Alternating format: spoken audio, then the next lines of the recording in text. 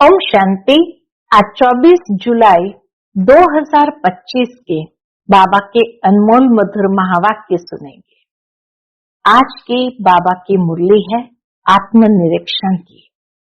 बाबा कहते, बच्चे अंतर्मुखी होकर के अपनी जांच करो, कोई भूले तो नहीं हुई है, और अगर कोई भूल हुई है तो सच्चे दिल से पश्चाताप कर योग बल से माफी लेनी है। बाबा से ऐसे कह देने से माफी नहीं मिल जाएगी। बाबा कहते इतना योग करो, उस योग बल से माफी ले लेनी है। साथ ही साथ बाबा कहते हैं, बच्चे तुम्हें साक्षी होकर के ड्रामा की हर सीन को देखना है। यह भी बच्चे जानते हैं, इस ड्रामा के अंदर हर कदम में दुख ही दुख है।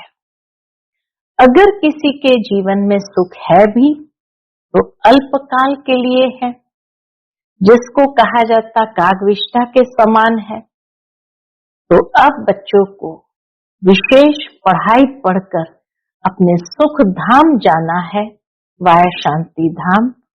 ये ऑब्जेक्ट बाबा कहे कभी भूलनी नहीं है।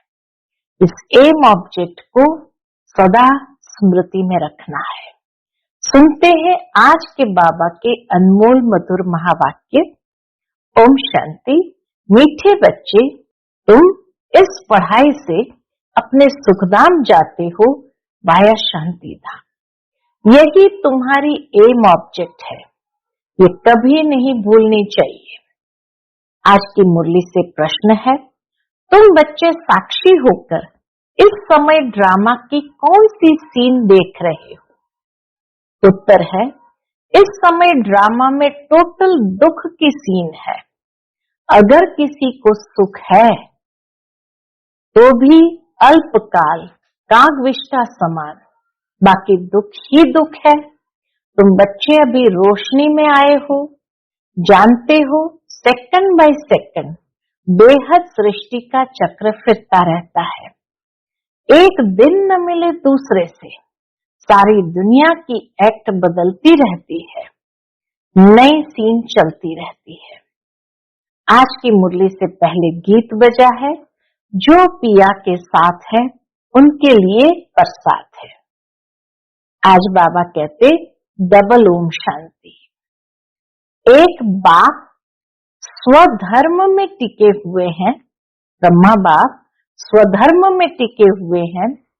दूसरा, बच्चों को भी कहते हैं अपने स्वधर्म में टिको और बाप को याद करो। और कोई ऐसे कह न सके कि स्वधर्म में टिको। तुम बच्चों की बुद्धि में निश्चय है कि बाप दादा हमें ओम शांति कर रहे हैं। निश्चय बुद्धि विजयंती, वही विजय पाएंगे। काहे की विजय पाएंगे? बाप के वर्षे की। बाप के वर्षे के ऊपर संपूर्ण विजय प्राप्त करेंगे। स्वर्ग में जाना यह है बाप के वर्षे की विजय पाना। बाकी है पद के लिए पुरुषार्थ। स्वर्ग में जाना तो जरूर है। बच्चे जानते हैं ये अच्छी दुनिया है, बहुत अथाह दुख आने वाला है। ड्रामा के चक्र को भी तुम जानते हो। अनेक बार बाबा आया हुआ है पावन बनाए सभी आत्माओं को मच्छर सदृश ले जाने। बाबा क्यों आए हैं? सबको पावन बनाए मच्छर सदृश ले जाने। फिर खुद भी निर्वाण धाम में जाकर निवास करेंगे, बच्चे भी जाएंगे। तुम बच्चों को यह तो खुशी रहनी चाहिए। इस पढ़ाई से हम अपने सुख धाम जाएंगे, वाया शांति धाम। यह है तुम्हारी एम ऑब्जेक्ट, ये भूलनी नहीं चाहिए। रोज रोज सुनते हो, समझते हो, हमको पतित से पावन बनाने के लिए बाप पढ़ाते हैं। पावन बनने का सहज उपाय बताते हैं याद का। यह भी नई बात नहीं, लिखा हुआ है। भगवान ने राजयोग सिखाया, सिर्फ भूल यह कर दी है जो श्री कृष्ण का नाम डाल दिया है। ऐसे भी नहीं, बच्चों को जो नॉलेज मिल रही है वह गीता के सिवाय और कोई शास्त्र में होगी। बच्चे जानते हैं कोई भी मनुष्य की महिमा है नहीं जैसे बाप की है। जैसे बाप की महिमा है ऐसे कोई भी मनुष्य की महिमा नहीं है। बाप न आए तो सृष्टि का चक्र ही न फिरे। दुखधाम से सुखधाम कैसे बने? सृष्टि का चक्र तो फिरना ही है। बाप को भी जरूर आना ही है। बाप आते हैं सबको ले जाने, फिर चक्र फिरता है। बाप न आए तो कलयुग से सतयुग कैसे बने? बाकी यह बातें कोई शास्त्र में नहीं है। राजयोग है ही गीता में। अगर समझे भगवान आबू में आया है तो एकदम भागे मिलने के लिए। अगर मनुष्य समझ जाए कि भगवान आबू में आया है तो एकदम भागे मिलने के लिए। सन्यासी भी चाहते तो है ना कि भगवान से मिले। पतित पावन को याद करते हैं वापस जाने के लिए। अभी तुम बच्चे पद्मा पदम भाग्यशाली बन रहे हो, वहां अथाह सुख होते हैं। नई दुनिया में जो देवी देवता धर्म था वह अभी नहीं है। बाप दैवी राज्य की स्थापना करते ही है ब्रह्मा द्वारा। ये तो क्लियर है। तुम्हारी एम ऑब्जेक्ट ही यह है, इसमें संशय की बात ही नहीं। आगे चलकर समझ ही जाएंगे। राजधानी जरूर स्थापन होती है। आदि सनातन देवी देवता धर्म है। जब तुम स्वर्ग में रहते हो तो इनका नाम ही भारत रहता है। फिर जब तुम नर्क में आते हो तब हिंदुस्तान नाम पड़ता है। जब स्वर्ग में है तो नाम भारत है, तो जब कलयुग में आते हैं तो नाम हिंदुस्तान हो जाता है। यहाँ कितना दुख ही दुख है। फिर यह सृष्टि बदलती है। फिर स्वर्ग में है ही सुखधाम। यह नॉलेज तुम बच्चों को है। दुनिया में मनुष्य कुछ भी नहीं जानते। बाप खुद कहते हैं अभी है अंधियारी रात। रात में मनुष्य धक्के खाते रहते हैं। तुम बच्चे रोशनी में हो, यह भी साक्षी हो। बुद्धि में धारण करना है। सेकंड बाय सेकंड बेहद सृष्टि का चक्र फिरता रहता है। एक दिन न मिले दूसरे से। सारी दुनिया की एक्ट बदलती रहती है। नई सीन चलती रहती है। इस समय टोटल है ही दुख की सीन। अगर सुख है तो भी कागविष्ठा समान, बाकी दुख ही दुख है। इस जन्म में करके सुख होगा, फिर दूसरे जन्म में दुख। अब तुम बच्चों की बुद्धि में ये रहता है अभी हम जाते हैं अपने घर। इसमें मेहनत करनी है पावन बनने की। सारी मेहनत है ही पावन बनने की। श्री श्री ने श्रीमत दी है श्री लक्ष्मी नारायण बनने की। बैरिस्टर मत देंगे बैरिस्टर भव, बैरिस्टर बनने की। अब बाप भी कहते हैं श्रीमत से यह बनो। अपने से पूछना चाहिए मेरे में कोई अवगुण तो नहीं है। इस समय गाते भी है मुझ निर्गुण हारे में कोई गुण नहीं। तो आत्मनिरीक्षण करना है कि मेरे में कोई अवगुण तो नहीं है। आप ही तरस पिरोए। कहते ना मुझ निर्गुण हारे में कोई गुण नहीं, आप ही तरस पिरोए। तरस अर्थात रहम। बाबा कहते बच्चे मैं तो किसी पर रहम करता ही नहीं हूं। रहम तो हर एक को अपने ऊपर करना है। ये ड्रामा बना हुआ है। बेरहमी रावण तुमको दुख में ले जाते हैं। यह भी ड्रामा में नूंद है। इसमें रावण का भी कोई दोष नहीं है। बाप आकर सिर्फ राय देते हैं, यही उनका रहम है। बाकी यह रावण राज्य तो फिर भी चलेगा। ड्रामा अनादि है। न रावण का दोष है न मनुष्य का दोष है। चक्र को फिरना ही है। रावण से छुड़ाने के लिए बाप युक्तियां बताते रहते हैं। रावण मत पर तुम कितना पापात्मा बने हो, अभी पुरानी दुनिया है तो जरूर नई दुनिया आएगी। चक्र तो फिरेगा ना, सतयुग को फिर जरूर आना है। अभी है संगम, अभी है संगम युग। महाभारत लड़ाई भी इस समय की है। विनाश काले विपरीत बुद्धि विनश्यंती, ये होने का है। और हम विजयंती, स्वर्ग के मालिक होंगे, बाकी सब होंगे ही नहीं। यह भी समझते हो, पवित्र होने बिगर देवता बनना मुश्किल है।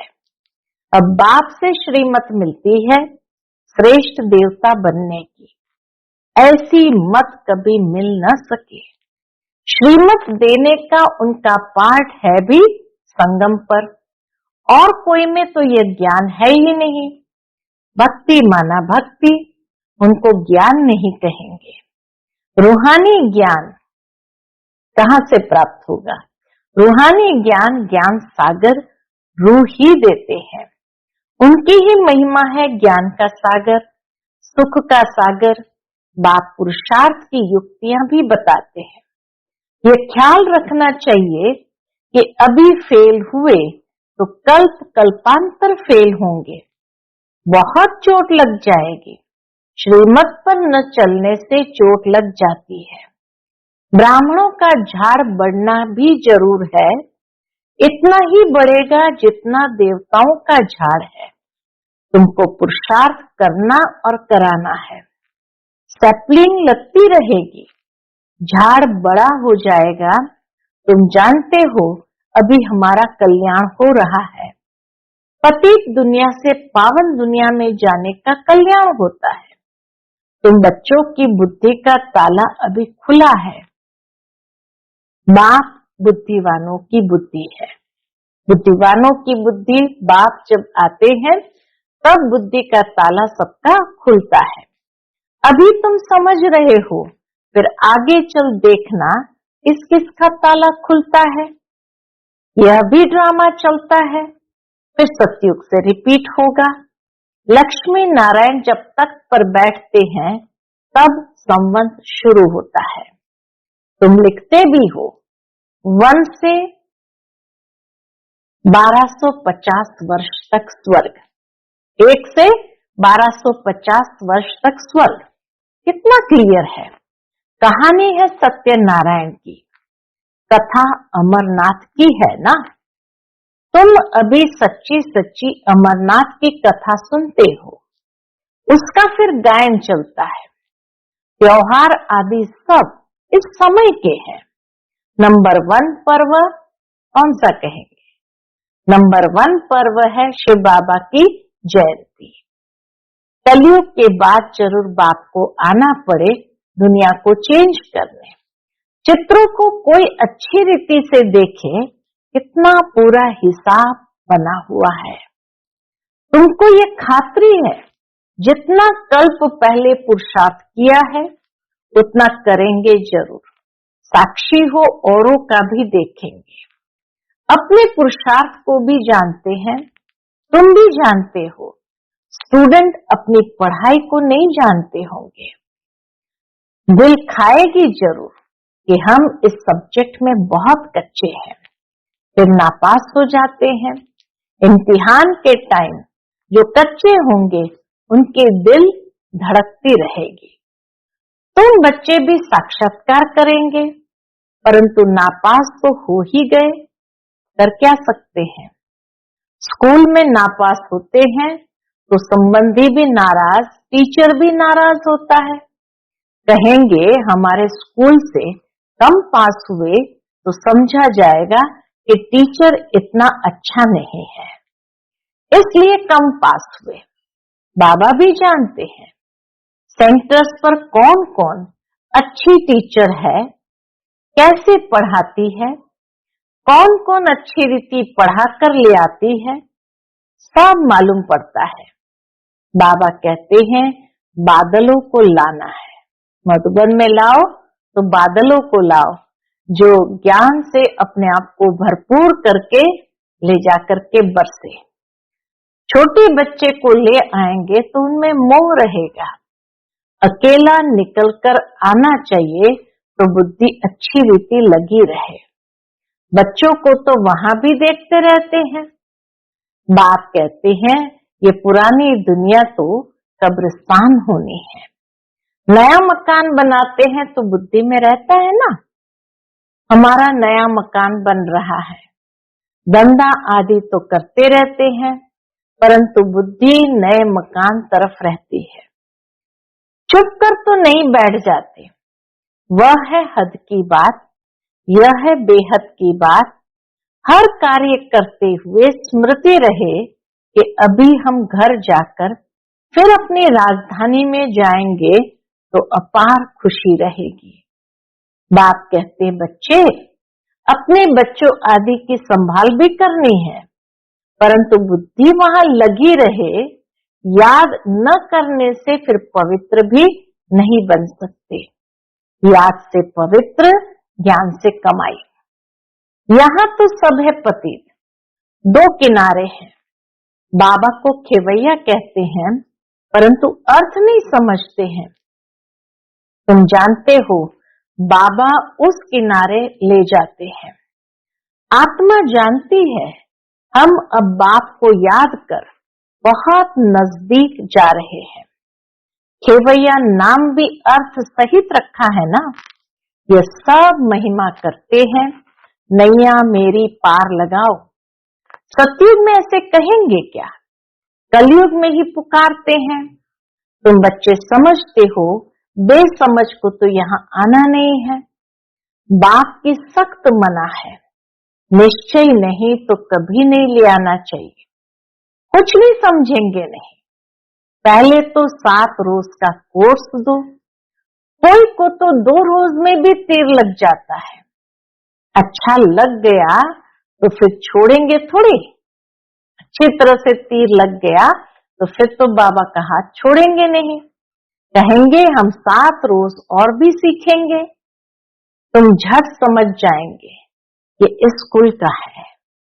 तेज बुद्धि जो होंगे वह कोई बात की परवाह नहीं करेंगे।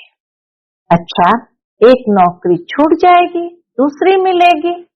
बच्चे दिल वाले जो होते हैं उनकी नौकरी आदि छूटती ही नहीं है। सूक्ष्म बात बाबा ने बताई, जिसका बाबा से दिल का स्नेह है तो उनकी नौकरी आदि छूटती ही नहीं। बच्चे दिल वाले जो होते हैं उनकी नौकरी आदि छूटती ही नहीं, खुद ही वंडर खाते हैं। बच्चियां कहती है हमारे पति की बुद्धि फेरो। बाबा कहते मुझे मत कहो, तुम योग बल में रहकर फिर बैठ ज्ञान समझाओ। बाबा थोड़ी बुद्धि को फेरेंगे, फिर तो सभी ऐसे धंधे करते रहेंगे, सब बाबा को गाएंगे। जो रस्म निकलती है उनको पकड़ लेते हैं। कोई गुरु से किसका फायदा हुआ सुना तो बस उनके पीछे पड़ जाते हैं। नई आत्मा आती है तो उनकी महिमा तो निकलेगी ना, फिर बहुत फॉलोअर्स बन पड़ते हैं।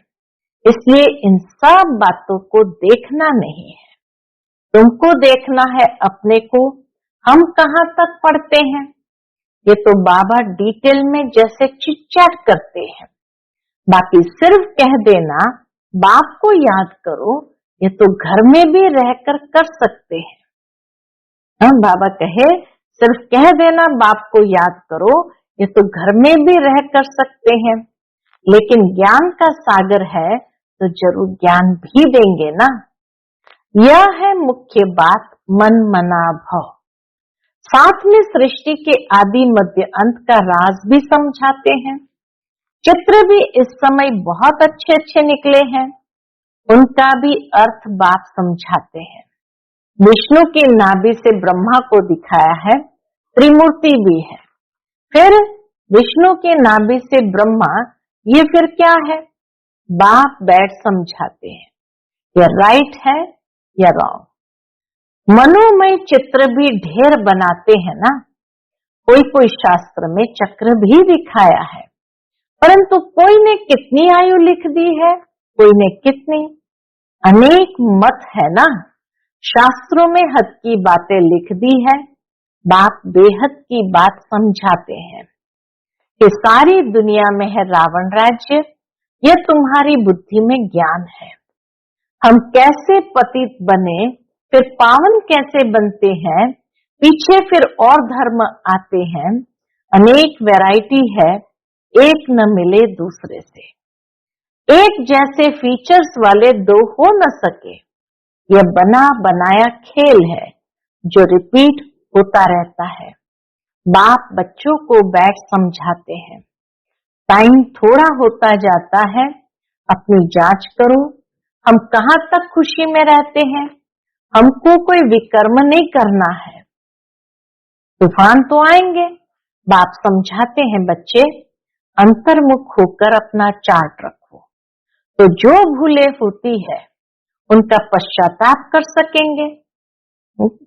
अंतर्मुखी होकर अपना चार्ट रखो तो जो भूले होती है उनका पश्चाताप कर सकेंगे। यह जैसे योग बल से अपने को माफ करते हैं, एक तरफ पश्चाताप, दूसरी ओर फिर योग लगाया तो योग बल से अपने को माफ करते हो। बाबा कोई क्षमा या माफ नहीं करते, ड्रामा में क्षमा अक्षर ही नहीं है। तुमको अपनी मेहनत करनी है, पापों का दंड मनुष्य खुद ही भोगते हैं। कर्म न्याय करते हैं तो पापों का दंड मनुष्य खुद ही भोगते हैं, क्षमा की बात ही नहीं। बाप कहते हर बात में मेहनत करो। बाप बैठ युक्ति बताते हैं आत्माओं को। बाप को बुलाते हो पुराने रावण के देश में आओ, हम पतितों को आकर पावन बनाओ, परंतु मनुष्य समझते नहीं। वह है आसुरी संप्रदाय, तुम हो ब्राह्मण संप्रदाय, दैवी संप्रदाय बन रहे हो। पुरुषार्थ भी बच्चे नंबरवार करते हैं, फिर कह देते इनकी तकदीर में इतना ही है। अपना टाइम वेस्ट करते हैं। जन्म जन्मांतर कल्प कल्पांतर ऊंच पद पा नहीं सकेंगे। अपने को घाटा नहीं डालना चाहिए, क्योंकि अभी जमा होता है फिर घाटे में चले जाते हैं। रावण राज्य में कितना घाटा होता है। बाबा कहते रावण राज्य में देखो कितना घाटा होता है। अच्छा, मीठे मीठे सिकिलते बच्चों प्रति माता पिता बाप दादा का याद प्यार और गुड मॉर्निंग। रूहानी बाप की रूहानी बच्चों को नमस्ते। हम सब रूहानी बच्चों की रूहानी माता पिता बाप दादा को याद प्यार, गुड मॉर्निंग और नमस्ते नमस्ते। शुक्रिया बाबा, शुक्रिया। आज की मुरली से धारणा के लिए मुख्य सार है। पहली पॉइंट, अंतर्मुखी बन अपनी जांच करनी है। जो भी भूले होती है उनका दिल से पश्चाताप कर योग बल से माफ करना है, अपनी मेहनत करनी है। दूसरी पॉइंट, बाप की जो राय मिलती है उस पर पूरा चलकर अपने ऊपर आप ही रहम करना है। साक्षी हो अपने व दूसरों के पुरुषार्थ को देखना है, कभी भी अपने आप को घाटा नहीं डालना है। आज का बाप दादा का मधुर वरदान हम बच्चों के प्रति है, विश्व कल्याण की भावना द्वारा हर आत्मा की सेफ्टी के प्लान बनाने वाले सच्चे रहम दिल भव। विश्व कल्याण की भावना द्वारा हर आत्मा की सेफ्टी के प्लान बनाने वाले सच्चे रहम दिल भव। वर्तमान समय कई आत्माएं अपने आप ही स्वयं के अकल्याण के निमित्त बन रही है। उनके लिए रहम दिल बन कोई प्लान बनाओ। किसी भी आत्मा के पार्ट को देखकर स्वयं हलचल में नहीं आओ, लेकिन उनकी सेफ्टी का साधन सोचो। ऐसे नहीं कि यह तो होता रहता है, झाड़ को तो झड़ना ही है, नहीं। आए हुए विघ्नों को खत्म करो।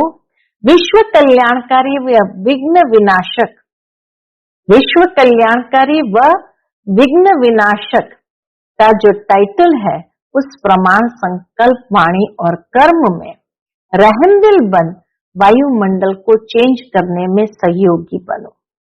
स्लोगन, कर्म योगी वही बन सकता है जो बुद्धि पर अटेंशन का पहरा देते हैं। कर्म योगी वही बन सकता है जो बुद्धि पर अटेंशन का पहरा देते हैं। आज का अव्यक्त इशारा, संकल्पों की शक्ति जमा कर श्रेष्ठ सेवा के निमित्त बनो। लास्ट में फाइनल पेपर का क्वेश्चन होगा, सेकंड में फुल स्टॉप। लास्ट में फाइनल पेपर का क्वेश्चन होगा, सेकंड में फुल स्टॉप। इसी में ही नंबर मिलेंगे। सेकंड से ज्यादा हो गया तो फेल हो जाएंगे। एक बाप और मैं, तीसरी कोई बात न आए। मन में तीसरी कोई बात याद भी न आए। ऐसे नहीं ये कर लूं, ये देख लूं, ये हुआ नहीं हुआ, ये क्यों हुआ, ये क्या हुआ, ऐसा कोई भी संकल्प आया तो फाइनल पेपर में पास नहीं होंगे। अच्छा, ओम शांति।